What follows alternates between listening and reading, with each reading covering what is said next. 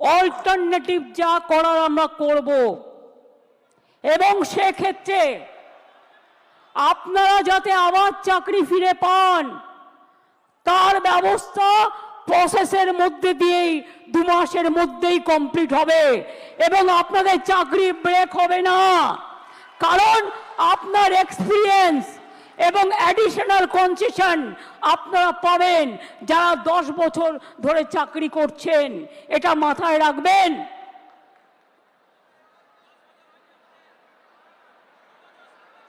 আমি চাই মানবিকতার খাতিরে সুপ্রিম কোর্ট কেসটা নিয়ে ক্ল্যারিফাই করে বলুন কারা যোগ্য কারা যোগ্য নয়। আমাদের হাতে লিস্টটা তুলে দিন।